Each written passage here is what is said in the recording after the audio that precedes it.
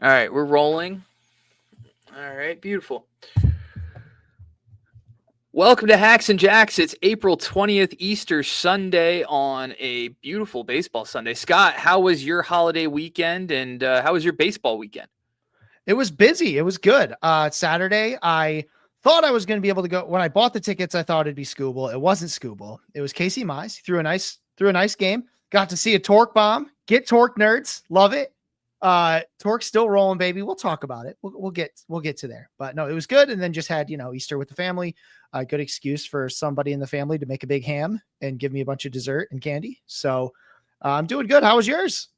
It was good. We've got three young kids that all were hopped up on sugar and candy and treats and ran around the house and then ran around their grandparents' house and then ran around our house some more and then crashed and got cranky and went to bed. So it was a good holiday. No, it was a good holiday weekend. Other than the Orioles getting pounded 24-2 by the Cincinnati Reds today, everything went really well. Yeah, the Reds will do that once in a while. Yeah, Cincinnati offenses in Baltimore just seem to always go off, regardless of the sport. Oh, we'll get back. Go ahead. Sorry. No. It just Sundays are weird, man, because this is mildly fantasy relevant, really, but Sundays are weird days. Teams are often, maybe they're at the end of a long road trip, maybe they're at the end of a long homestand, whatever it is. Different lineups go out there. Teams are like a lot of aces just seem to go on Fridays. It's not always true, but teams do weird stuff on Sundays. It's a great day to stream, even though the Orioles pitching got lit up. It's a good day to stream because a lot of times that's when veterans get off days. They sit on Sundays. But yeah, Sundays are weird baseball, man. A lot of day games, a lot of weird stuff happens. TK421 letting me know that the Orioles pitching is fine. Yeah, signing Charlie Morton to a 1-year, $15 million contract to stabilize the rotation has really looked good so far. But enough about the Orioles pitching. Let's get to Hacks and Jacks. News and notes for this week. Let's talk injuries and transactions. A handful of guys entering this week on the IL and a handful more hitters heading back to the IL as well. It's adding to the injured list: Miami outfielder Griffin Conine, Philadelphia outfielder Brandon Marsh, Colorado shortstop Ezekiel Tovar, Boston catcher Connor Wong, and Cincinnati first baseman Christian Encarnacion Strand, all going on the IL.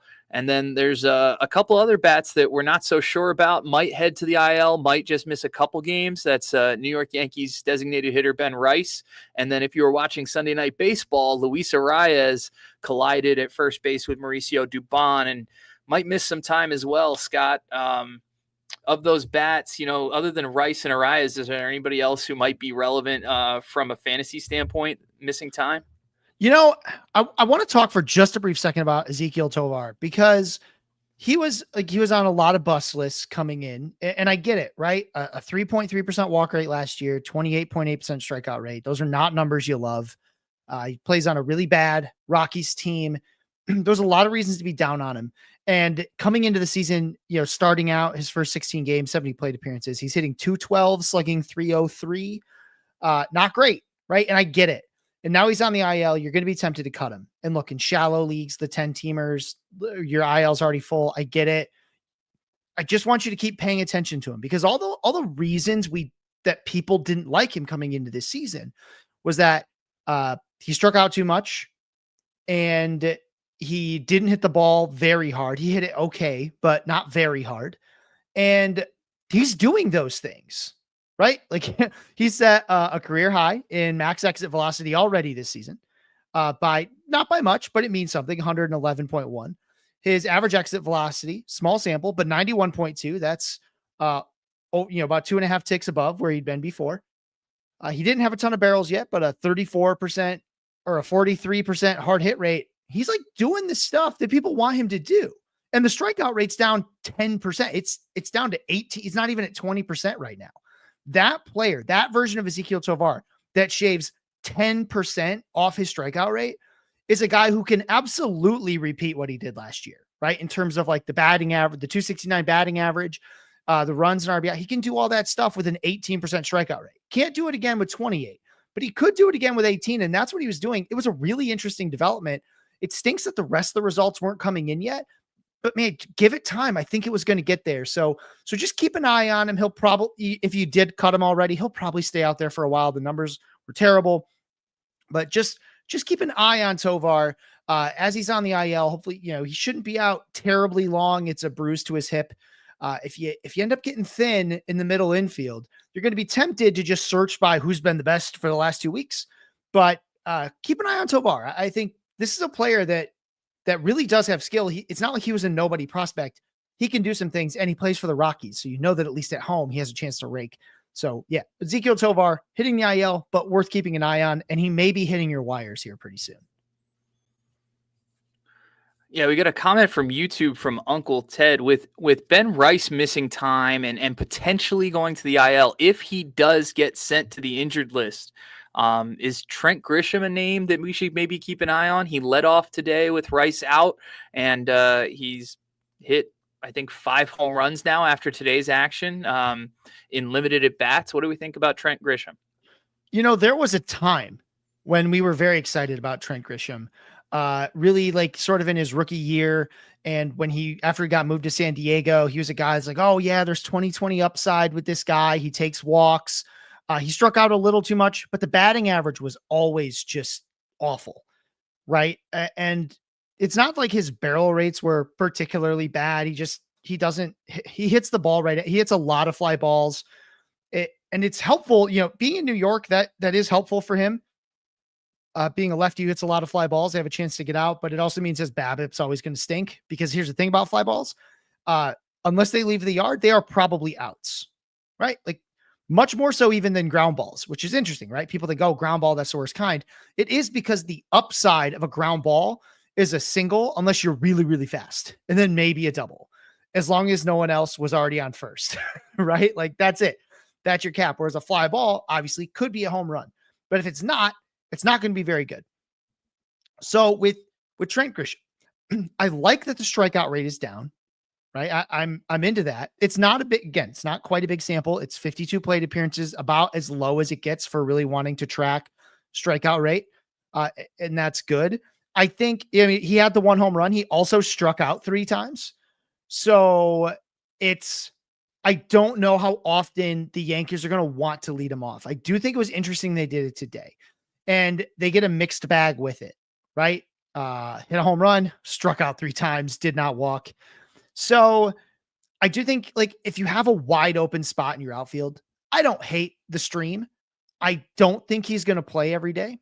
I don't think he's going to lead off consistently, but if you want to play that, like you've got a deep bench where, your league allows you to have a deep enough bench where you've always got 3 or 4 hitters on it. There are worse plays to make. It's hard to get too excited though, when you have such a long track record of not being good. And, Uncle Ted pointing out, making these adjustments. I do want to touch on adjustments, because it's really interesting. We only hear about these adjustments when a guy is hot, right? You never hear about these adjustments when he's been hot for a while. You don't hear about more adjustments. You don't hear about adjustments when they start to slump. All you hear is that, oh yeah, this is happening. And then like, oh, and guess what? He made an adjustment. These adjustments don't last. Like, even if they last forever, the results don't. Because if all it took was fixing up a stance a little bit, or, fixing a leg kick for permanent success, we'd have a lot of guys who are really, really good. The problem is that as you hit well, pitchers look for new ways to attack you, right? They test you more. When they aren't worried about you, they don't scout you the same, right? The pitcher doesn't remember the exact game plan against, like, oh, Trent Grisham batting at the bottom of the order. I've got too many other things to worry about. Kyron Paris is a good example of this, right? After he starts hitting home runs, people start paying attention. They look for where the holes in the swing are, right? And when a dude has like a 30 grade hitting, it's one of those things where it's like, someone knows where these holes are. And that's what they do. They go and attack it. And what has to happen after that, what tells us the most about a player, a hitter particularly, is when that slump happens, how quick do they break out and how deep does the slump get, right? I mean, there's sort of the same thing, and third, how high does the rebound go? right? So like when we've been talking about Ben Rice, and I hope he's healthy, I think he's having a really exciting season. But we've seen Ben Rice do this before. The difference is after he slumped, he wasn't really able to bring it back. Some of the StatCast data was good and some of it may have been bad luck, but we didn't really see the adjustment come back, and it took quite a long time. It took too long, actually, and the Yankees stopped giving him everyday at bats. So that's what we need to see. With Trent Grisham, I think it's cool what he's doing. I worry that as pitchers adjust, they go back to all the ways they've attacked him in the past, and those things were wildly successful. Pitchers have been very good at shutting down Trent Grisham. His the most home runs he ever hit in a season was 17. Back when he was with the Padres. He probably has a little bit more of a ceiling than that in a Yankees uniform. Let's say he played the whole season. I do think, especially with a 5 home run head start, let's say he played every day from now to the end of the season, he could hit like 22 to 24 home runs. The problem is that I think the batting average would really come back down to earth. And that's a problem. So that batting average would probably come back down to like 220, 230 rest of the way, maybe more. And therein lies the problem, because the Yankees probably aren't going to keep giving one of their hitting spots to a guy who hits like that. So I think he's best deployed as this, situational guy against right-handed pitching. And, I wouldn't be shocked if they pull him. He's a decent defender, so he doesn't necessarily get pulled all the time, but it's hard to get too excited about a guy who we've seen a lot of. And even if he's made an adjustment, I have to see it from a guy like him with such a long track record of no success, right? If it was just one bad year, I'd be in faster. But with multiple seasons of being at best a fringe fantasy name, even in deep leagues, it's hard to get too excited yet. We'll take a quick break and get back to some better news with guys who have come back from the IL. We're back with Hacks and Jacks. It's Scott Chu and Brett Ford here, and we're talking guys who have returned from the IL in the past couple of weeks, and there's a lot of exciting names on this list for fantasy managers to get back in their lineups and be happy about. We'll start off with first baseman from the Los Angeles Dodgers, Freddie Freeman, finally back, getting a start to his season, ranked 19th in your list, Scott, and I'm sure you're going to stay relatively high on him even after the injury. Yeah. I mean, he's going to be banged up. He's 35. He was banged up in the playoffs last year. He still performed. He's a solid veteran hitter. Look, the ceiling, I think, is coming down, right? The ceiling is not going to be what it was, even 2 or 3 years ago. I think some of that is fading, but the floor is so high for Freddie Freeman. He's finished as a top 1 or 2 first baseman, basically every year, except for last year where he still finished as a top 5 first baseman or something like that. The floor is just so high that he's going to stay ranked fairly high. I know there's some concern that he's going to rest more, things like that. I'll note that since he came back, which was Friday, April 11th, he's played all but 1 game, right? I'm fine with that, right? That's totally cool with me. Sitting less than once a week, even once a week, doesn't bother me a ton. It's when you start sitting more than that I have to start being concerned. Well, we'll head down south where Texas outfielder Wyatt Langford came back from injury on Sunday. He played for the Rangers in Sunday's action against the Dodgers. Before he went to the IL, he was ranked 36th on your list. Where do you anticipate having him next week for your next iteration of the list? Pretty much back right where he was. I do that a lot, especially early in the season.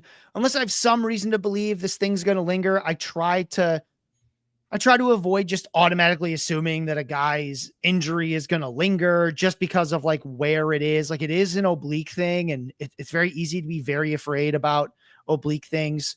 But for now, I'm going to wait. We saw him. He got caught once today, but he also stole a base. Things look okay. I like the plate discipline. I think the batting average will get a little better. The BABIP's low. It's going to come back. He's hitting the ball hard. Wyatt Langford, I think this last year was a good season eventually. He had a breakout half. I think this year, again, what we're hoping for is the full breakout season. We'll head to Detroit, where second baseman Gleyber Torres has made a comeback. He's back in the lineup, leading off for the Tigers. 112 on your list this week. How you feel about Gleyber? Look, he's boring. I get that. The home run upside in Detroit is not great. It's a big park, especially to center field. It's just there, and it just reminds you every time you're there, like, man, that is a deep, deep ballpark. It's not a terrible park for hitting in general because it's got big power alleys, and the batter's eye is amazing because they've got this just like big, like sort of Ivy-ish backdrop behind the pitcher. So it's really easy to pick up that white ball against that dark backdrop. So it's good for that. Not that Gleyber Torres ever had a problem really picking up the ball, but he is a solid middle. He's like he's like just above the replacement level, right? And in some leagues, like some of these 10 and 12 teamers where you don't have the middle infield, he may be below the replacement level. And what he actually gives me an opportunity to talk to you about is the replacement level. So I do this hitter list, right? I do my top 150 hitters, and it exists in this vacuum that's not real, right? There is no vacuum. Play has started. You have needs now, right? Your league has done things. You are no longer in a vacuum. You stopped being in a vacuum after about the first round of the draft. So the list lives in this weird place. So one of the most important things to do on the list when you're using it is to find the replacement level, which, to put very, very generally, find the first tier where there's a couple of guys on your wire. So you're going to get to a tier and you say, hey, a couple of these guys are on my wire, right? That's where the replacement level starts. And once you're there, the rankings are a good guide. But if you've got a gut feeling on one player over the other and you're after your replacement level, you don't have to worry so much about how far I rank them apart, right? Because other guys of that caliber are going to be available if this pick doesn't work out. So that's where you take your risks, right? When you're already at the replacement level, the guy you're dropping is, you're like, oh, well, I don't really think he's better than that replacement level. You can just start burning and churning. And that's really where positional streaming comes in, right? We don't just stream pitchers, we stream hitters too. So sometimes you're streaming them for a specific category. Like, hey, I need speed, so I'm going to stream against certain batteries. I'm going to stream in other places. Or you're going to say, I need a spark. Like, I need just some production across the board. My team's being a little sluggish. Just burn and churn through that replacement level till you find something that hits. That the list might help you find some of those guys. And it's going to be a mix of like, hey, here's some high floor guys. Here's some high ceiling guys with really, really low floors. It's going to depend. So not every guy I rank above another is going to be like, oh yeah, that's the rank for your team. Because I don't make ranks for your team specifically, right? I make them in general. So for your team, it might be different because you might have a bigger need at middle infield, or that your league super hunts prospects. So you have to bump them up your board if you want a chance, right? I don't love that approach just because your league mates do it. But if that's something you want to be into, you can move around, but find the replacement level first. Gleyber Torres, for a lot of folks in 10 and 12 teamers, is at that replacement level sort of stage. Well, you talk about that replacement level. There's another guy who came back from the IL this week who is right there with Gleyber Torres, different position. And that's Josh Young at third base for the Texas Rangers. Where do you kind of feel about him at that third base where there's maybe a little bit more depth, especially at the top end? So he's a problem in that it's a very low floor, high ceiling kind of play. And it's really going to push on your patience. So with Young, we've seen the strikeout rates just get untenable at times. It pushes him down the order. Like, the strikeouts have been okay to start the season. They're not like outrageous. He did strike out twice today. You're hoping that you can get these home runs, and he's got this ability to hit a boatload of home runs, but because he's so up and down, it's a classic power hitter trope. So especially power hitters who don't walk a lot, right? And Josh Young does not walk a lot. They are the type. So Anthony Santander can be like this if you want to talk about like a higher level player who has this sort of trope, but you don't strike out a ton, or you strike out a bit, usually less than 30%. Otherwise, you're probably not playing much, but high strikeout rate, very low walk rate. You're going to be really streaky because you're just that sort of hitter. It probably means you're very aggressive. It means you're attacking a lot of pitches, and you can get fooled a lot, right? Because you got to guess. And as TK421 mentions, Connor Norby. Exactly. I mean, it's a Nolan Gorman problem with Connor Norby. It's these guys that just have too much swing and miss in their game. So one of the stats I recommend you look for in a player like Young, just to get an idea of does this guy have a chance to make more contact? Look at the zone contact rate, the magic number, 80%. You got to be able to hit 4 out of the 5 pitches in the zone you swing at. If you can't, that is going to be a problem long-term. Connor Norby has not done that. In fact, he hasn't been very close to that, right? He's usually sitting around 75, 76%. That's a problem because even if he starts making the right choices and stops swinging at certain pitches in the zone that just aren't very valuable, he's still going to miss. He's going to miss all the time. He can pull back the aggression, but it won't stop the strikeouts because he just misses a lot. Josh Young does not have this problem. He does keep that number up above 80%. He has other problems, right? He probably, he chases too much. He makes too much bad contact on stuff outside of the zone, stuff he shouldn't have been swinging at the first place. And then when he hits it, it doesn't really have anywhere to go. But pitchers attack him a lot in the zone. Over 50% of the time he sees pitchers in the zone, and he's pretty good at making contact with them. So he's got a decision-making problem. And those are the types of ones that can get better with time, but it does take time for that to happen. I'm going to be patient with him for a little while because the ceiling is pretty high. It's probably like a 25, 30 home run bat who can actually hit for average because he is good at making contact. The OBP will never be good because he doesn't walk, but Josh Young is a guy that probably worth holding on to if you can. But again, it's all about the replacement level in your league, right? I asked this in the AMA. I asked this in the comments on the hitter list. It's always, they say, should I drop Josh Young? And I say, for who, right? For who? Other folks at Pitcher List have pointed this out. In a lot of sense, what you do is actually trade with the waiver wire. The only nice thing about the wires, they always say yes, right? So if you put it in that context for yourself, you never just say, should I trade Josh Young? Because you would say, I will trade Josh Young for somebody, right? So that's the way to think about it. And he's an upside play. So again, if you can stomach it, keep doing it, but just know it's going to be a bumpy ride. Well, you talk about upside, and one of the biggest upside pieces coming off the IL this week is Zach Neto, the shortstop out in Los Angeles, or Anaheim, if you will, the Angels shortstop. Neto came back and has hit a home run. He's done some good things. Where do you think he'll fall in your list next week? Will definitely be inside the top 100. What is driving me absolutely bonkers is that they're batting him 7th. And this was my problem with Neto last year. I want to rank him higher. He should be batting 2nd, right? Luis Rengifo has not been great this season. Just put Zach Neto up there. He's got a ton of upside as a hitter. He can steal. He can do a lot of things for them. Just put him up there, guys. What have you got to lose? 24-year-old shortstop, put him up there. This is part of the future of your team, assuming you have a future as a team. This is where it is. He hit a home run today. He can do a lot of things. He doesn't strike out a ton.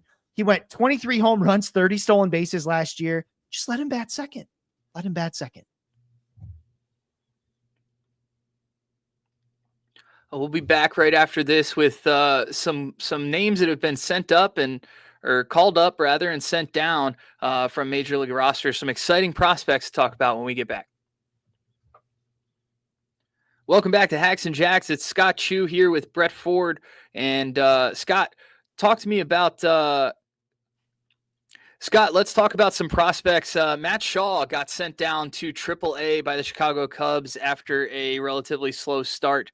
How does that impact fantasy managers here in the short term? It's a bummer. Matt Shaw's an interesting prospect, a guy who can go 2020, but I know a lot came out about that weird swing he has. He's super far up in the boxes. It's really bizarre what he does and the way he does it.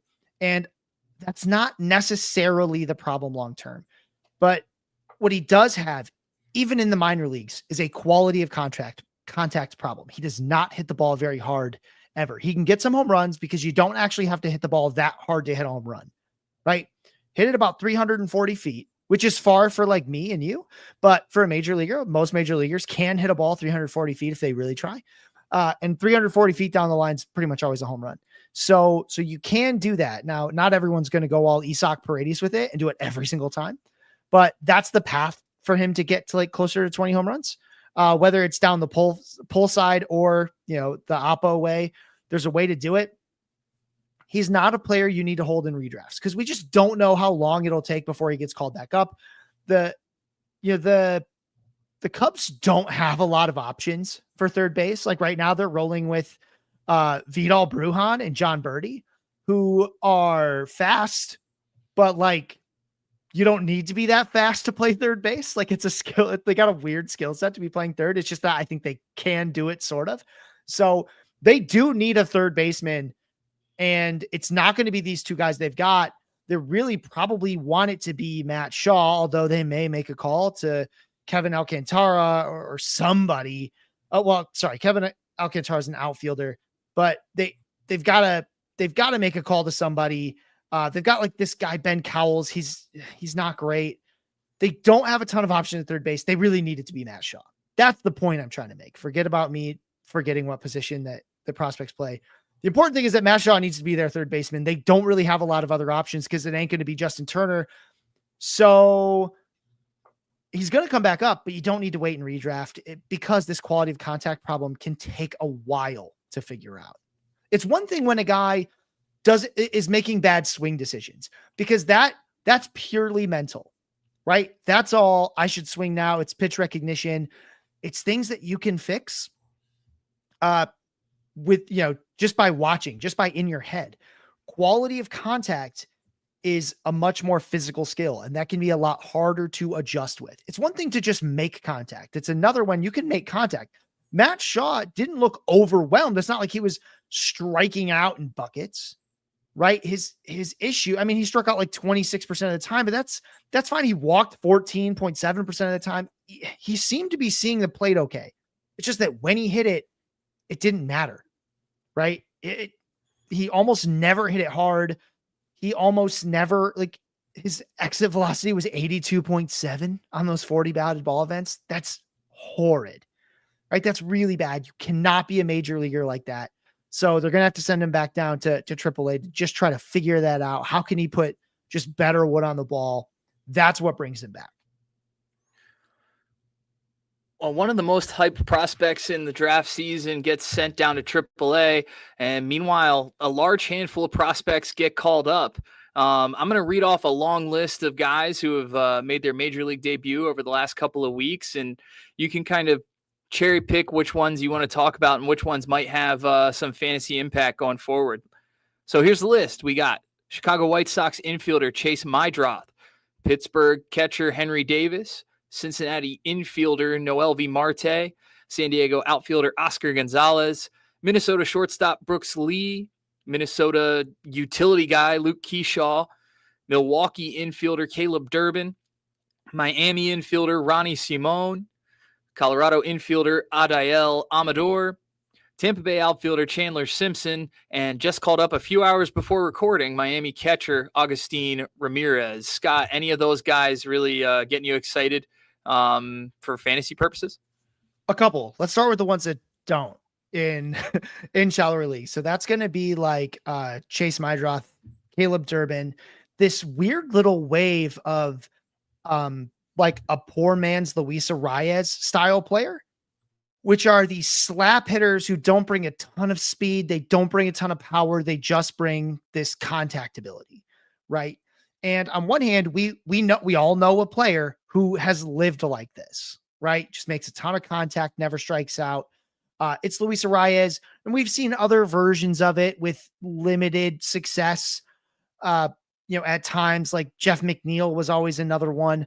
There are guys that can live with these really Yandy Diaz, another guy that lives with this really low strikeout rate. But it is very hard to do this, right? There's a lot of guys who can do this in the minor leagues. It becomes different in the majors because pitchers can beat you in more ways.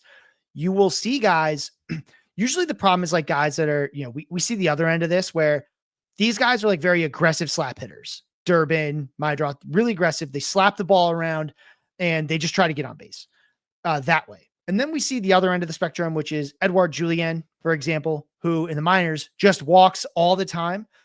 strikes out quite a bit, but just super, super patient, waits for their pitch. They both have the same problem at the major league, is that, and it's that you can't just hunt fastballs and expect to live, right? Too many pitchers have too many ways to beat you. So it can take a bit for this kind of player. Sometimes they just, that ability they have is just so good. They just bring it and go. Nico Horner was pretty good kind of right out the gate, but he also had speed, so it mattered more for fantasy. You have to remember that when you only are bringing batting average to the table, unless your team's going to lead you off consistently, that average is not that useful, right? A hit is valuable in fantasy for the batting average part of it, but it'd be a lot more valuable if it had a chance to bring a run or an RBI with it, right? And these guys don't necessarily do that. Durbin in my draft, like either, you're my draft and you're on the White Sox who don't score very many runs, or you're Durbin and you might be hitting at the bottom of that order. It's not very exciting. It's hard to recommend them outside of like maybe deeper points leagues, because a hit is worth a point, right? Or whatever your scoring scale is, it's worth something. In our category leagues, it's just not worth that much. So that's something to keep in mind there. Now, to talk about slap hitters, we'll talk about Chandler Simpson over in Tampa Bay. He's the interesting one, right? Because yes, he slaps the ball around a ton, never strikes out, walks just a little bit, and he stole famously 104 bases in the minor leagues last year. Stole 94 bases the year before that.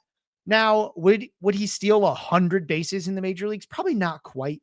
Batteries are a lot better in the major leagues, even with like the rule changes being sort of similar now. So like we used to talk a lot about this tax where when you went from the minor leagues to the major leagues, you had to take a bunch of stolen bases off because the bags were different. The batteries are different. Now it's just the batteries, but we've got two problems with Chandler Simpson. Number one, that hitting skill set is hard to bring over, right? It is just like we talked about with Matt Shaw. It is really hard to live in the major leagues when even in the minors, his exit velocity was under 85 miles an hour on average. It's really hard to do that with any kind of consistency. You need a lot of line drives. Now that's something he's done in the majors. He's hit a couple line drives in the majors. He had a lot of them in the minors. It's possible, right? He does a lot of stuff the opposite way. He's trying a lot, as a left-hander, he tries to hit it down like the third base line if he can and just run, right? Like he's trying to turn ground balls into doubles. That's something Chandler Simpson can do. And so if you want stolen bases, it's worth a shot. Now, if you are in a head-to-head categories league, stolen bases are not quite so valuable because it's a super fluky stat. You can win it sometimes without like sacrificing a whole roster spot to get them. The other problem is that he's a Ray, and the Rays do weird stuff. And they platoon guys all the time. Like they called him up to bench him, right? Like why? I don't know why they called him up like that particular day. They could have just waited, right? It didn't seem like they had any intention of using him. They let him bat first on Saturday. He batted ninth today against a lefty. Interesting that he was in the lineup. So was Jonathan Aranda, which is a bit more interesting. It's something to think about. I'm really curious if he can keep hitting. If Chandler Simpson can keep hitting line drives in the majors, that's the number to look for. He needs to consistently hit about 25% line drives and get that ball over the head of the infielders to make this work, because the defense is way, way better in the major leagues. The batteries are better at picking off, stolen bases. The pitching's a lot better. It's going to be very difficult to bring what he does to the majors. Now, again, the upside's enormous. We're talking probably the only guy with any real chance of beating Ellie De La Cruz in stolen bases. Right. But he's going to need to play a lot to do it, and he's going to need to hit a ton of line drives. Yeah, and they have Johnny DeLuca right now on the IL. As soon as he comes back, we could see Simpson either sent back down or maybe just see him platoon in a way that, the Rays love to do. And Josh Lowe. So this is what's kind of annoying is they already had a problem getting everybody in, right? Like they already struggled to get all the guys in that they wanted to get in. And they've shown that they don't care how high their prospects are rated. They will sit them, right? Curtis Mead was a top 25 prospect at one time, and they started benching him immediately after they called him up, right? Jonathan Aranda is like hitting. So he's been in against the last two lefties, which is interesting, but it's because he's absolutely ripping the cover off the ball. Like they just don't play that many guys every day. It's like, it's really just right now, like Mangum, who is deserving of this spot and is actually probably the one I'd go to first if you need anything more than just steals, because Mangum can run and he can hit a little bit. He's kind of a weird hitter himself, but he brings a bit more to the table as a hitter than Chandler Simpson does. But obviously he doesn't run the same. Yeah, it's a very crowded lineup. It's only going to get more crowded as some of these guys come off the IL. Palacios is also down there. I don't know what they'll do with him either. It's going to be a lot. Now, all those guys like have options, even though they're older. So like you could do it maybe for some of them, maybe, but a good problem to have for a real team, a tough one for fantasy managers. It's going to be hard to play around. If a guy's hitting really good, he'll probably stay in the lineup. But again, you've got to be doing what Jonathan Aranda's been doing to start seeing time against same-sided pitching. Well, before we dive into Aranda, I do want to touch on Aranda more later in the episode. But let's talk about a couple more prospects. I'm interested to hear your take on Luke Keyshaw in Minnesota, and then a couple of catcher prospects. We talked about Agustin Ramirez, who got called up just recently, like earlier today, as well as Edgar Quiro in Chicago with the White Sox, both kind of bat first catchers that might be fantasy relevant as well. Yeah, Keyshaw, I've liked him as a lot as a prospect. I have him in the few dynasty leagues that I'm in as sort of this. He's kind of this all around guy. He doesn't field particularly well at any position. That's like the really only tough thing about seeing where he's going to play. Right now he's been DHing, right? Willie Castro's been hurt. So that's opened up a little bit of room in this infield.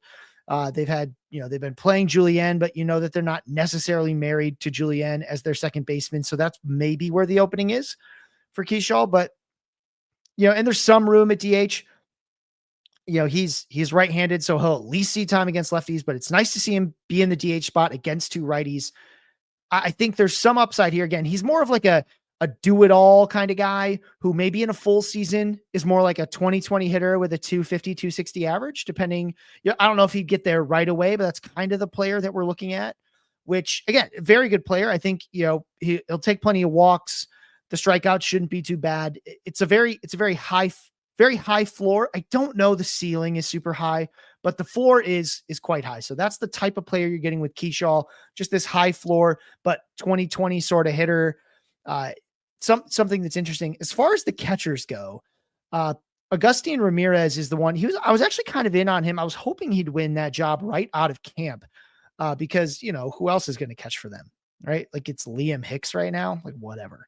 Rob Brantley, at 30, almost 36 years old. He's like the oldest guy in this team by like almost a decade in terms of the hitting squad. It's a weird sort of dynamic there. Like it feels like he's there to supervise. Like he's just a lot older than all of his teammates.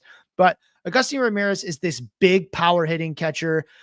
We've seen a couple of these guys come up. It takes a little while sometimes, right? It took Shea Langoliers a while to become something.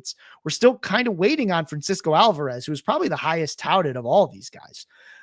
But it can happen. It does take a while for catchers.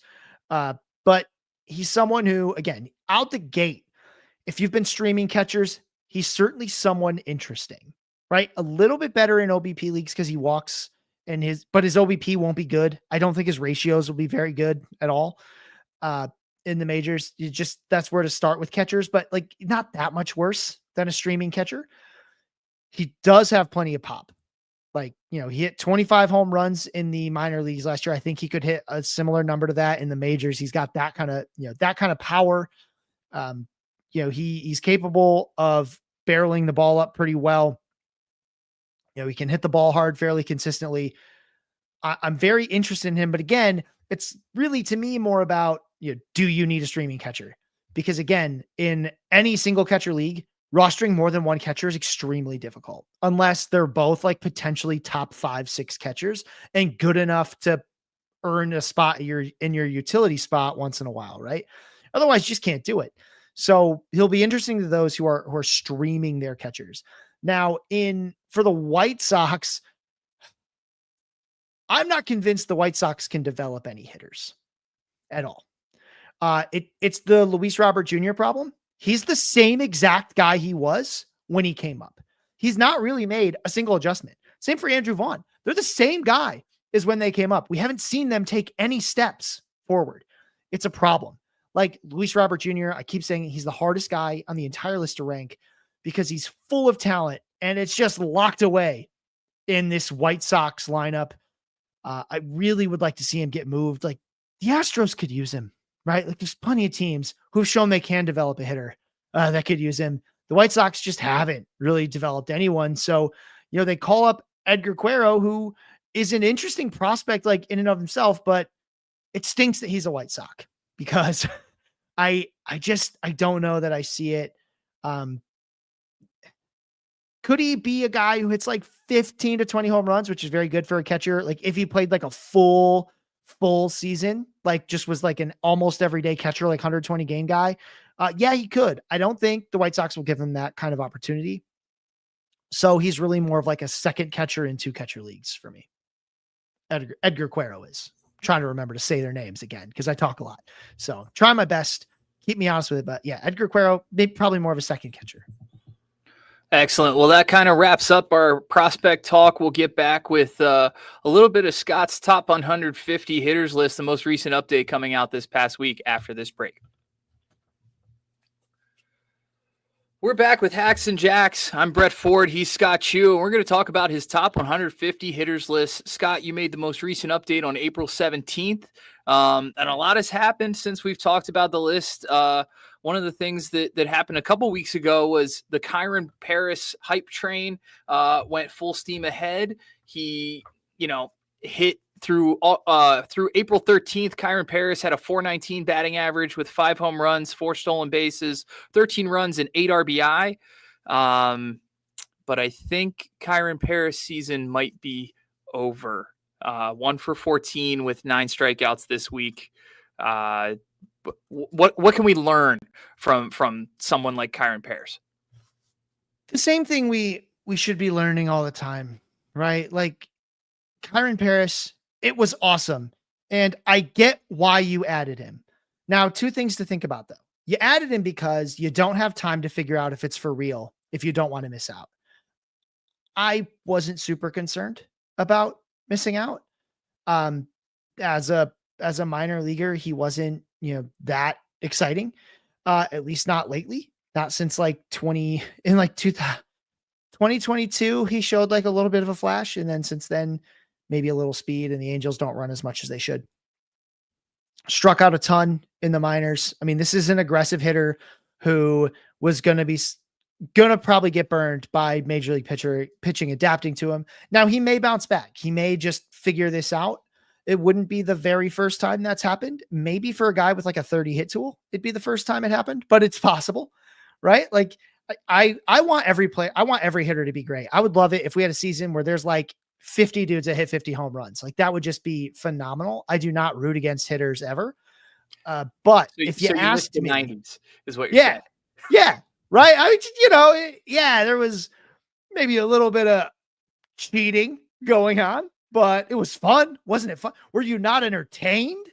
Watching McGuire and Sosa just like never be sore from all the steroids and then just wrecking the ball. Like, come on, it was fun. But anyway, Kyron Paris, look, a dude that strikes out a ton is gonna get on a heater like this. It happens. It happens all the time, right? But it's very cliche, but you don't notice 5 home runs in 3 days quite the same in June as you do in April because all the other stats are sort of diluting it, right? Again, it's not that you can't pick these guys up. Just don't drop someone that you spent a top 100 pick on, right? Don't drop someone who has like this either a proven track record of success or a very, very strong pedigree just so you don't miss out on a second baseman who, generally speaking, we don't expect to succeed long-term, right? Again, it's not that they can't. It's just what's the cost, right? What is the price for picking him up? That's what's important. Just like we talked about earlier in the show. Who are you trading for Kyron Paris, right? With the waiver wire. Who's that move for? Again, I get it. You don't want to miss out. But if you picked him up after he hit even 2 of those 4 home runs, You didn't get any of that juice, and all the gains you got from it, you just lost over the last like 7 games, right? It's all gone. You lost all the profit. It's gone, right? It's like you hit a jackpot at the casino and then you just played it all back, right? That's kind of where you're at right now, and that's a difficult thing. As quick as you were to pick him up, a player like this, you got to be quick to let him go, right? That's the thing. Don't wait all season to try to get that one magical weekend back, right? Like that X where you had that great, like one time, like, oh yeah, we had this great brief period where everything is good. And then you stay with him for 2 more years and never saw it again. That's a problem, right? Like that's not good. You got to be able to move on quickly from these. Kyron Paris, maybe we talk about him again later. Maybe he figures it out and he kind of goes on another run. And I don't mind going in for the second bite of the apple, right? Because I think he'll be back out there. I think you'll get another shot at this later if you really believe. You got to move on. You got to keep going. Kyron Paris in my 15-team TGFBI league went for a $358 fab bid last week. So maybe some buyer's remorse on that one, but we'll keep it moving. It wasn't me. Isaac Paredes keeps climbing in your list, Scott. What are you seeing from Isaac Paredes that you like so much? Isaac Paredes is my dude. Me and Kyle Bland, we both just love him. And it's because he became, and actually Trevor Huth, also a big fan because, he's been a Tiger. He was originally a Tigers guy. We traded him for, we're not going to talk about it. It's not that important. Isaac Paredes figured out this single tool. It actually started when he was in Detroit, and Tampa Bay noticed and really wanted it. And he knows how to hit the ball right down the foul line in the air every time. And he is now in one of the best parks for right-handed batters to do that over in Houston. It is the bet. It's like the best place to do this. He just has to hit the ball 340 feet down the line up in the air. That's it. And he's proven over and over again that he pulls fly balls more than any other hitter in the game. He does it consistently. He's been doing it consistently, right? Batted ball data, it generally, like direction, league wide is very fluky. That's why Baseball Savant does not use batted ball direction in their expected stats. Pitcher List does use it in our expected stats. And it's because of a very high level. It is not predictive across the league. So when you add it in, you're not actually helping the predictive value of expected stats. However, our philosophy on expected stats here at Pitcher List is not about predictiveness. It's about descriptiveness, right? What we care about is how well have they been hitting truly, right? Are their numbers deserved or not? Because X stats just aren't that predictive. We don't really have many stats that are super predictive. Even when we talk about stabilization, like, oh, K rate stabilizes in 50 plate appearances. That just means like when you see a 50, really what that means is like when it becomes meaningful. If you see 50 plate appearances of a certain strikeout rate, that's a meaningful number. But like we call them rolling charts because they roll. They go up and down all the time. They can actually fluctuate quite seriously. So, I mean, it's something to just pay attention to. Now with Isaac Paredes, it's because he's finally doing exactly what we expected him to do. The Astros started out on the road a ton, right? So they were on the road a lot early in the season. They've been playing at home a little bit more. He's now batting second for this team. He's not striking out much. His strikeout rate's just 20%. He's never actually struck out much, Isaac Paredes. So he's a guy who, I know he had this reputation of being like a 205 hitter. Like the first season came out, this dude can hit 240, 250. It's not great, but it's good. His OBP is awesome. He walks, double digits every single year. That OBP is going to be around 340, 350. And him getting, he only hit 19 home runs last year. I definitely think the 2023 version of Isaac Paredes, which hit 31 home runs, that is closer to the truth than what we saw last season where he only hit 19. So I think he can end the season with somewhere between 25 to 28, maybe even 30 if things break just right. He's a lot like Alex Bregman, actually, in terms of what he does with fly balls, how he tries to get away with what he does. That's why Bregman's in a good situation because he can bounce that ball off the wall. That's why Paredes is a good situation. He can hit that ball right down the line into those Crawford boxes every time he's at home. It's going to be a very nice season for him. And he's moved up the list because it's even easier to see where it is. And also third base, while there is some depth to it, it's been a tough position to refill, right? So again, this team's been on the road quite a bit. It was nice in their they just did a 3-game, they did a 3-game homestand in LA, and he had a home run in every single one of them. Now, part of that is because the Angels pitching is not very good, but the other part of that is because he's at home, right? So especially when he's at home, he's going to be a very fun guy to watch this year. Isaac Paredes, again, the X stats, especially the ones on Savant, the sliders, they're not going to like him. But that's fine because he doesn't have to hit the ball to do what he's trying to do. Like, he does not need to barrel it to hit those home runs. He'll barrel it sometimes still. But yeah, they're going to tell him that, like, oh yeah, your expected slugging is only like 370. Because if these balls went to center, they'd be outs every single time. But they don't go to center. They go straight down the line, and that makes them home runs very often. So he's a great player to trade for because he'll always be underestimated, especially by your league mates that use the sliders, right? That love to just go to Savant and see what the sliders are. I actually said, for the first time, I said this years ago, that makes Isaac Paredes very easy to acquire because they think they're holding on to this very like, oh man, he's been hot. He's just lucky though, right? The X stats tell me this isn't going to stick around, but it is because you know why? Because he always hits the ball in the same direction, and Baseball Savant's Statcast numbers don't care about that, but you should, because he's done it consistently over and over and over again, year after year after year. I can't wait till Dyken Park remains or renames the Crawford boxes to the Isak boxes out in left field. That'll be fun. I can't believe they weren't the Bregman boxes. I mean, he just did it all the time. Well, we move on from Houston. We stay in the AL West, though. We're going to talk about the Athletics first baseman, Tyler Soderstrom. He entered the weekend with 9 home runs, a major decrease in his strikeout rate. Do we think this is sustainable? And how has his approach changed at all, or is he just making contact where he wasn't last year? So that's the thing. Contact itself wasn't really Soderstrom's problem. He wasn't striking out much last year either, right? 24.9% when you factor it all in. It really started to come down about halfway through last season. That's actually when we saw this change. He started out striking out a ton. It really came down, kind of stayed down starting in like June. So that was a good thing. And like the walk rate is climbing back up a bit, which is good. I mean, this is a power hitter who, it's not as though he was like this unheralded prospect, right? We always knew that he had this upside. The hit tool is what needed to kind of come up. And the fact is he can't field anywhere. Like, he can play first base kind of, but he's not a good fielder even there. So he's found this spot. Now, when you say sustainable, do I think him having a 4-digit OPS is sustainable? No. Right. Like, that's Aaron Judge, right? He's the guy that gets to do that.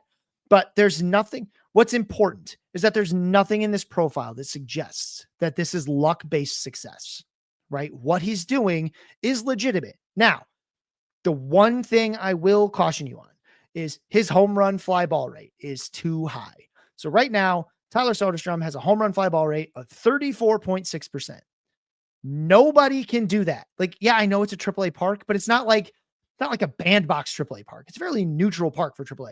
You cannot hit 34.6% of your fly balls as home runs. You cannot do that for very long. Do it for a short time. Sure. You will not do it for very long.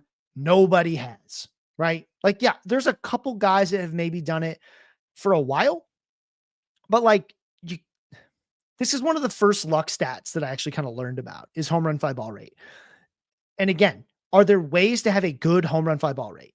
Yes. Usually it's because you don't hit very many fly balls, right? So when you do, they end up being home runs. That's not really what Soderstrom does.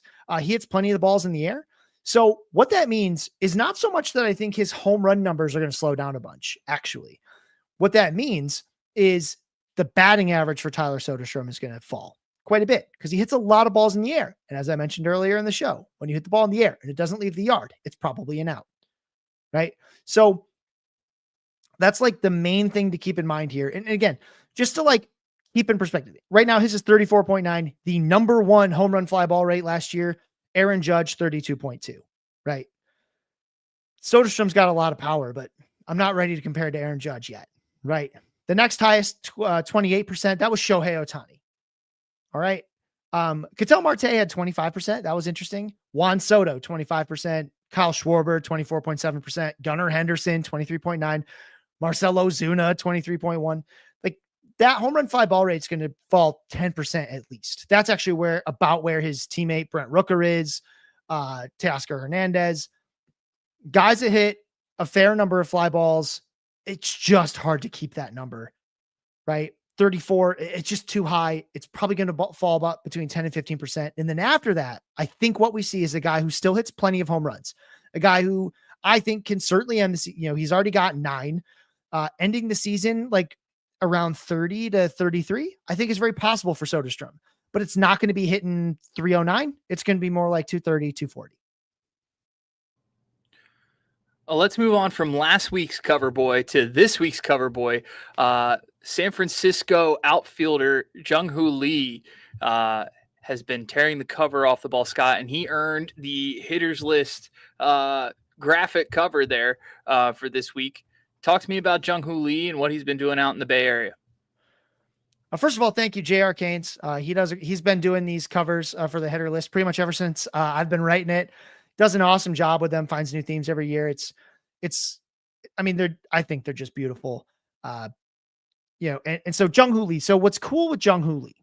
The home runs are sort of like what kind of got people's attention. He's not going to hit a ton of them.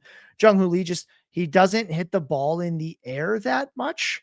He's mostly like a ground ball line drive guy. He's pulling the ball a lot so far this year. I think that will normalize just a little bit. Again, for most players, batted ball direction is fairly fluky, right? Most guys are not Isak Paredes.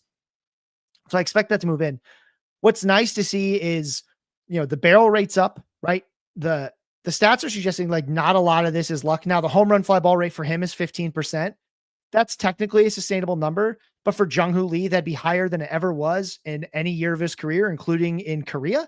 So that's probably not going to be where it is by the end. Jung-Hoo Lee is not exactly he's not old, but kind of doubling or tripling your career high fly ball, like home run fly ball rate. Well, not your career high. His career high was 12%, but for most years it's between like 5 and 7. So he's not going to keep doing that. The home runs, I think, are going to be sort of spotty, come and go, but he's going to hit for plenty of batting average. He's doing it every single day. He's doing it in the middle of the order for the Giants. I think this was a guy who we worried might get platooned too much, that, he got hurt last year and we didn't see more than singles. That was really the problem, but Jung-Hoo Lee's apparently been able to make this adjustment now. He's almost 250 plate appearances into his Major League Baseball career.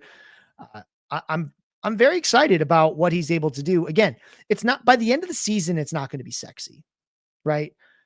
But it's going to be tons of contact. He's going to be amazing in points leagues. And I think he can end the season with like 15 home runs, 10 stolen bases, amazing ratios, and a lot more counting stats than I think we predicted coming into the year. I think he can get to over 80 runs, over 80 RBI with the 15 home runs and the 10 steals. It doesn't look like much, but it's, the sum is greater. The sum is worth more than the parts. I forget exactly how that saying goes, but he's very good. That's the point. Jung-Hoo Lee, be excited if you've got him, right? He's really hitting the ball well. He's not going to keep hitting it quite this well, but it's not as though there's like a bunch of stats that are really popping out, except for a little bit on the home run fly ball rate.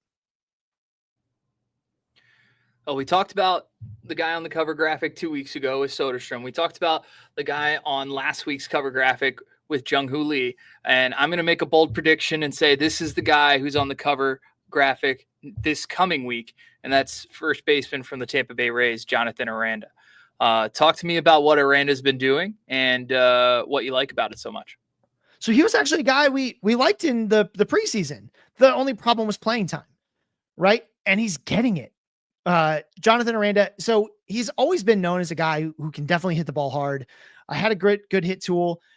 We weren't sure how the home runs would exactly play out. And this isn't his first go around in the majors. So he's got close to a full season in the majors already. 129 career games played, not counting today, with 14 home runs, but obviously 4 of those coming in 20 games this year. So what he's doing, the plate discipline has been fantastic. He's walking even today, like he didn't get any hits, but he walked twice. he's just, I mean, he's barreling up the ball a ton, 59.2% hard hit rate. He is locked in. His exit velocity, 95 miles an hour on average right now. Again, these kind of numbers aren't going to stick around, but this isn't the first time he showed us that he has the upside to slug 500. And that's kind of what I'm after here. I think he's absolutely, especially now that he started against each of the last two lefties, he's probably already scooped in your league, but now's the time to just leave him in your lineup and let him go. I think even when he doesn't start, he's going to have a chance to pinch hit.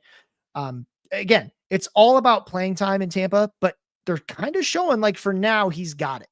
Eventually he might lose it if he slumps, whatever. It's going to be a tight rope to walk, but Jonathan Aranda has always shown us that he can hit the ball hard. And now he's doing it just a lot more. And that's what's exciting. And it's just, I'm hoping that it's just an adjustment, right? It's just like he's figured something out. Now, again, it's going to fall. Like it's going to come down a little bit, right? Guys don't only move in one direction. They don't only get better. The real question is going to be in terms of long-term staying power. He should be on your roster right now. You shouldn't wait to pick him up. You probably already needed to pick him up.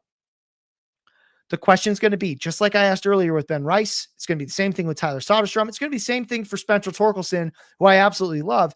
It's what happens when the first slump comes? How long does it last? How deep does it get? Right? Those are the two questions that we need to be able to answer to then start talking about long-term. Right now, we say this guy could be a 30 home run hitter, right? Spencer Torkelson could repeat his 30 home run season. Tyler Soderstrom could be a guy who hits 30 home runs. We know they have that upside. Whether or not they get there is really dependent on how well they manage the day-to-day of Major League Baseball, how well they're able to break slumps, right? It's not just like a quick swing change here and there. A lot of times it's, hey, pitchers are now attacking me in this hole that I have, right? Because you can't cover all of the plate all the time. So how do they react to that? How do they make the adjustments to stay consistent, right? Even Juan Soto has down periods, right? You have to be able to manage that. You have to be able to bounce back up before it gets too bad, right? Now, some guys can live always having bad slumps because the peaks are so high. Kyle Schwarber has showed us again and again and again that when he's hot, it's so hot that it's worth the cold spells. That's another way to sort of make it through these. Like, let's say Soderstrom, or more likely Torque, hit this like rough period, but then when he spikes again, it's this good. I can live with that, which is like sort of the thing I didn't mention. How long does the slump last?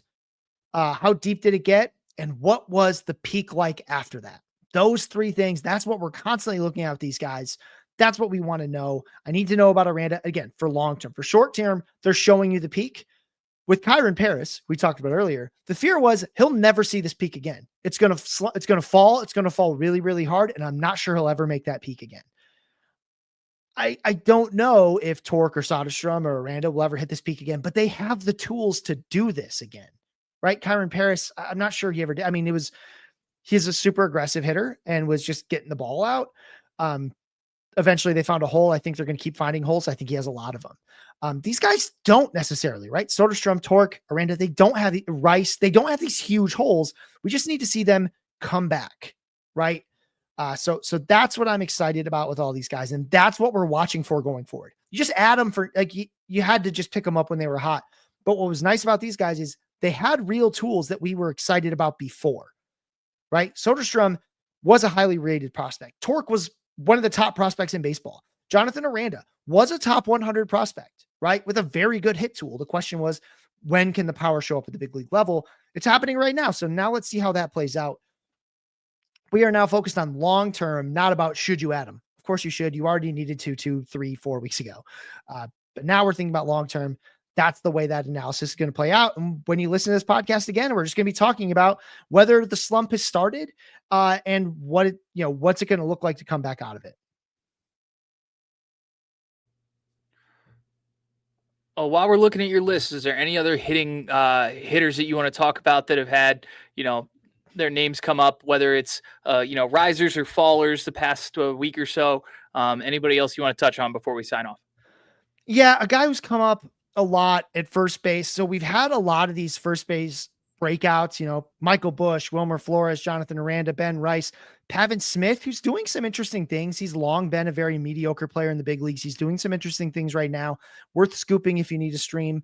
Tyler Schroeder, some Spencer Torkelson, all these breakouts, which puts a lot of pressure on the non-breakouts, right? The guys who were supposed to be good and who have not been good.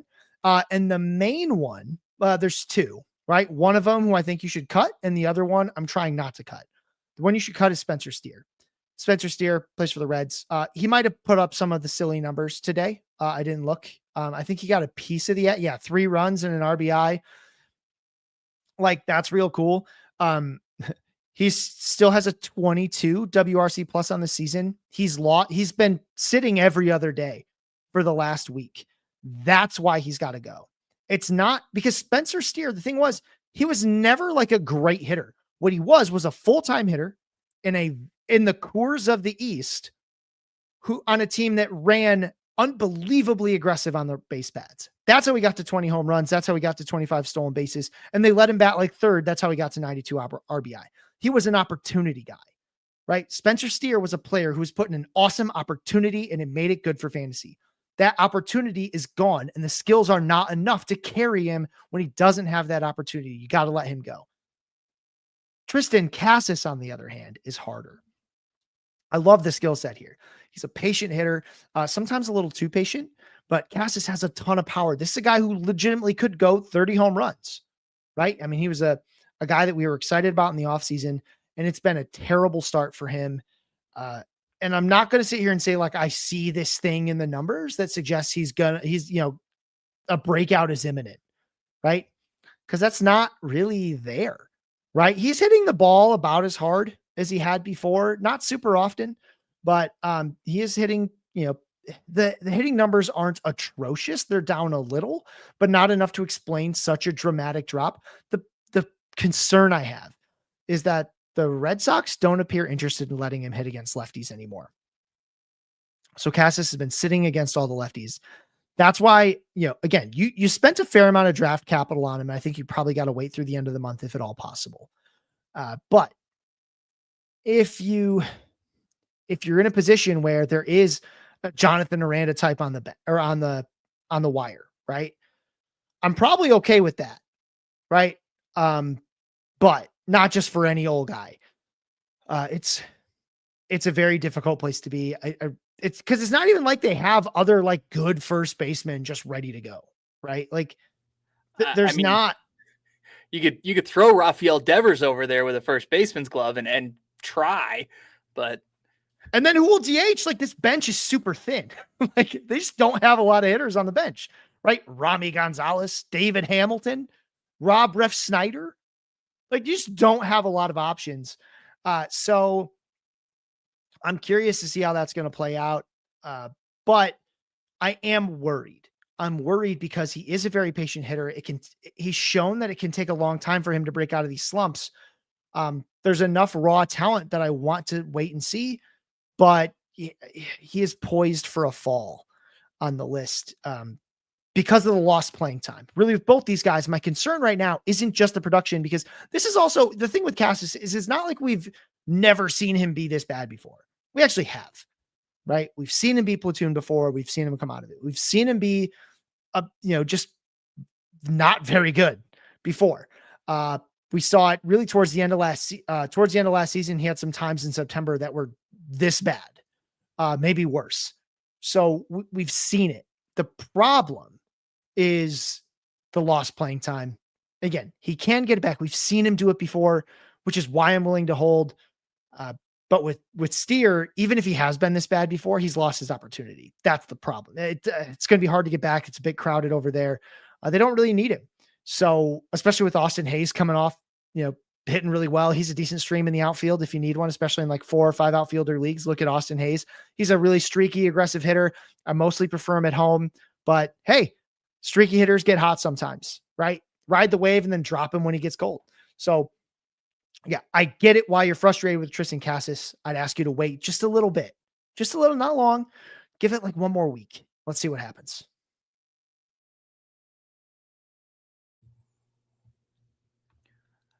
Beautiful. Unless you have any parting words of advice, that's going to wrap us up for today. Just remember the replacement level. If you get a feel for what the replacement level of hitter is in your league and pitchers, right? You get a feel for what the replacement level is. Generally, what quality of guy is always going to be around.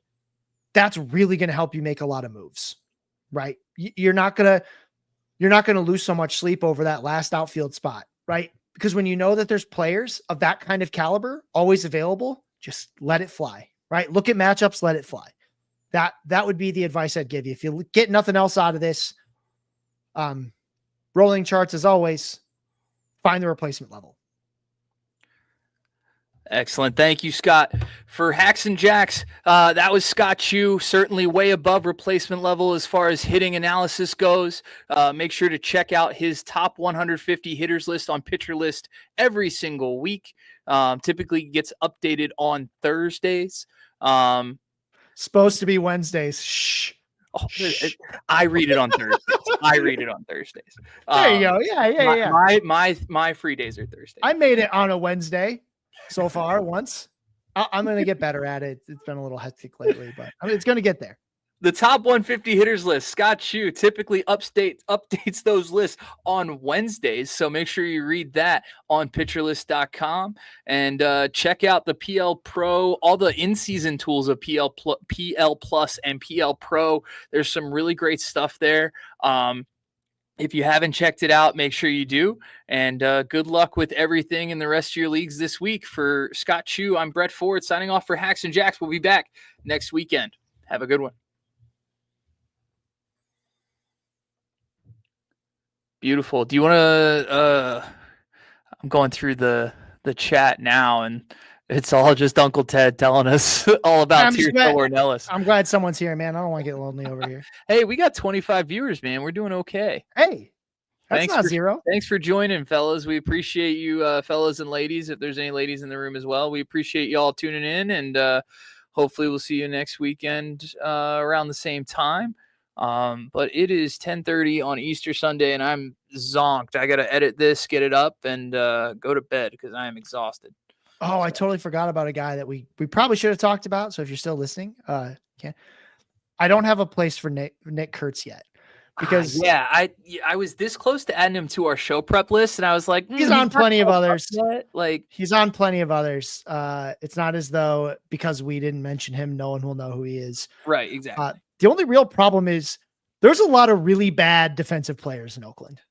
So many, like, especially at the positions. Like, I know they've kind of put Rooker in the outfield. He's awful in the outfield. He can't catch. He can't throw. He can't run. He can't do any of the things you're supposed to do. But he can hit, man. That's all that matters. Yeah, that's why he's a DH, right? The problem is Soderstrom's not a good field either. He's bad. Like, he's pretty bad at first base. Yeah, well, they got a third base. You can't move him left field too. Miguel Andahar, right? Like, is he any good in the outfield? Jeez, no. I mean, relatively speaking, I'm sure he's better than what they've got, with Rooker, but still. This is one of the worst defensive teams I've ever seen. Like, they're really bad defensively. It doesn't necessarily turn into errors. Like, their range is just awful. Like, they're lucky they're not in the Coliseum, right? Like, it would be way worse. A lot of foul balls that they would not be, that should have been outs that they just wouldn't. But they want Nick Kurtz, and they have nowhere to put him. And I think they're just kind of hoping something happens. Like I think what they want to do ideally is Andujar's hitting a little bit, but you can platoon him. You can find a way, whatever. But he can't play center because you're going to have Blade out there. He can't play right. You're going to have Butler out there. But you kind of don't care if you don't have room for Andujar, right? Like, that's fine. Right. Because you got Nick Kurtz coming. And again, it's a real problem when you can't play defense, right? Like Chandler Simpson, if he's got a lot of upside in the outfield because he's so freaking fast, that's going to give him a chance to play more. Because if he was a bad fielder, despite being fast, he'd have an even harder time breaking the lineup. Yeah. This is going to be the problem with Kurtz, Soderstrom, Rooker, is that you can't have all three of them. It's just like a fantasy team where if you drafted Ozuna and Ohtani. Now what? Right. Well, you suck. Could they? I'm trying to think outside the box, right? No, there's one way this happens, and you just accept being awful at defense. Yeah, I mean, there's not another path where your current team is healthy. Right. It almost would be easier for them if somebody they got a trade call on Andahar for a bag of baseballs, right? Like I think they'd consider taking it because they just need a place for Kurtz. I do think Kurtz will be up in May-ish. I just don't know how. Can they play him at third? Like, is he left-handed? I don't even know. No, none of these guys can play third.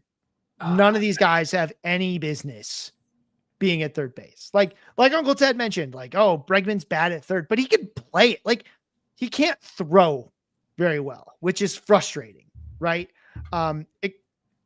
Even guys that, like, for example, O'Neal Cruz used to be a shortstop, and he had the hardest throw at shortstop. Like, he was the hardest throwing shortstop in the league, and he was bad at playing shortstop. And it's because he took forever to get the ball out of his hand. It was like a triple pump every time. It was mind-boggling. I was like, it worked because he threw the ball 1,000,000 miles an hour, but like, it was like this, like, triple, like, okay. I'm like, just throw the ball, man. Throw it half that hard. It'll get there. Like, that's why they then went to the softest throwing shortstop in baseball, and Isaiah Kiner-Falefa. Yeah. And they've not really lost any defensive value over there. Yeah. Like, at all.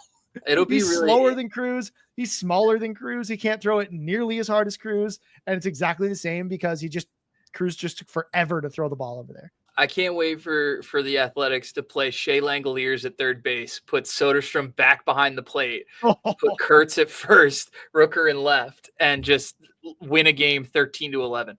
Like, God, they wish they could put him, like, but you also can't put him back. He's like terrible defensively behind the plate. Oh, Soderstrom's awful.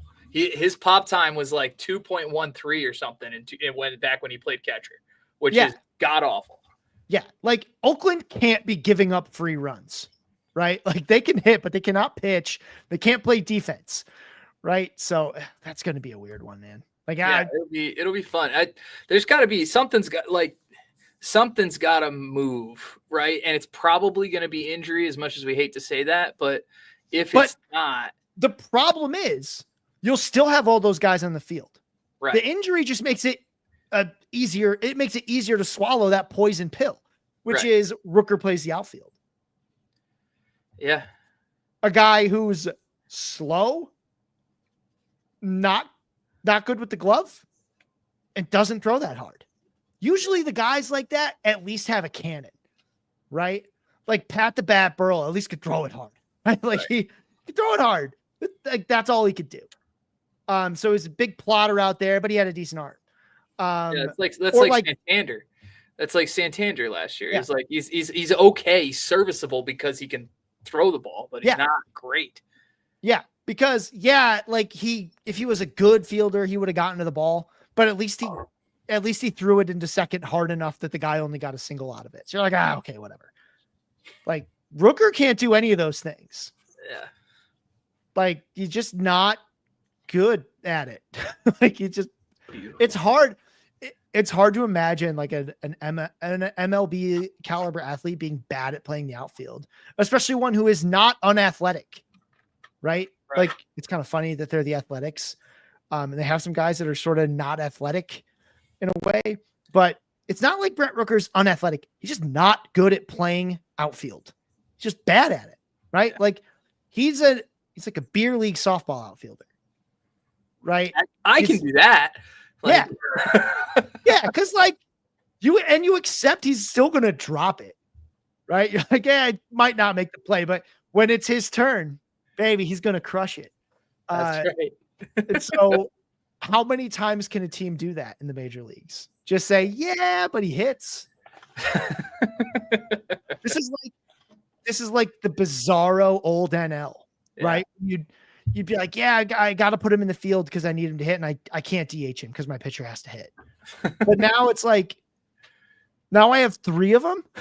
like I have too many. Like the NL is like, I don't have a DH, so I got to put him out there. And the Oakland's now like, I don't have enough DH spots. Someone has to play. Someone has to go out there. Like, it's kind of funny. It's almost like the dream would be like, well, what if we had Asturi Ruiz back and just put 2 outfielders out there and just let him like sort of sit in a chair, like over there, and just told the 2 fast guys, like, hey, you guys just cover it out here. Yeah. Ruiz and Butler, you're out there, man. Yeah.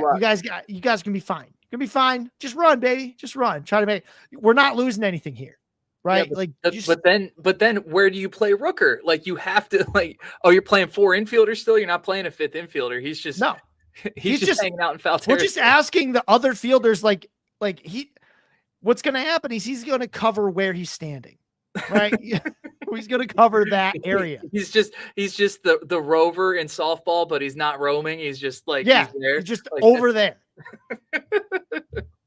You just keep flipping him too. Like when a right-hander comes up, you move him to the other side of the field. Oh yeah, just like swap him. The just where this ball's not going to go. Yeah, that's beautiful. That's too funny. It's like the shift, except yeah. They didn't talk about the outfield shift, right? He's got to have 3 of them, so you just tell him to cross. Yeah, in between every hitter. Hey, flop, left field goes to right. Just keep him out of harm's way. That's too good. All right, brother. I got to finish editing this so I can get some sleep. I'm exhausted. We were up. The Twins had us up at like 6 a.m. this morning because they were so darn excited for. Mine made it till 7. Oh, that's nice. Yeah. We have too many kids, man. With so many kids. Yeah. So many kids. All right, bud. Be good. I'll talk to you sometime this week to get scheduled for next week. Cool. All right. Take care.